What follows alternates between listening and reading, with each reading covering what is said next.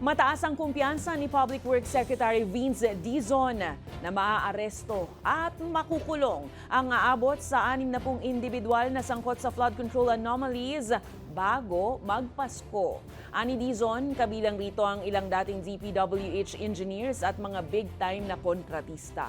Ang balitang A to Z ni Naomi Almohano.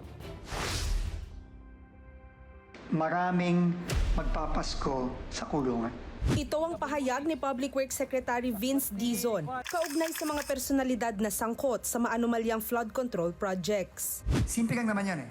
May proyekto dapat. Ito ang budget. Binayaran mo ng buo, pero walang ginawa. Di ba klarong-klaro yun? Na ninakaw yung pera doon?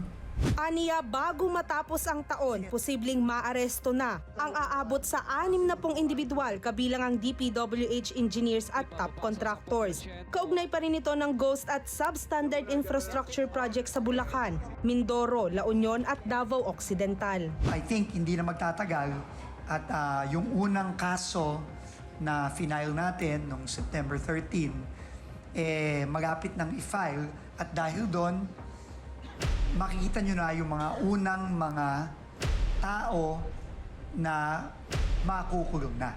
Kaugnay naman ang hakbang ng DPWH na pagmo-monitor sa status ng infrastructure projects. Makikipagtulungan ng ahensya sa Philippine Space Agency gamit ang satellite technology. Kaya naman nakalusot itong mga ghost project, itong mga napakalantarang paggiginlang o pagluloko sa taong bayan, dahil hindi na monitor ng maigi at ng epektibo ang mga proyekto. Kung gaano nakalawak, gaano nakahaba or kalapad yung ating mga proyekto, ito po ay pwede nating masukat gamit yung ating mga satellite imagery. Gumagawa na rin ng hakbang ang DPWH para mapababa ang presyo ng construction material sa government projects. Natuklasan kasi na ang ibang materyales mas mahal ng 75% kumpara sa market price.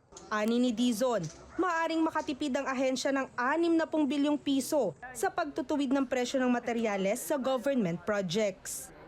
Para sa Balitang A to Z, Naomi Almohano.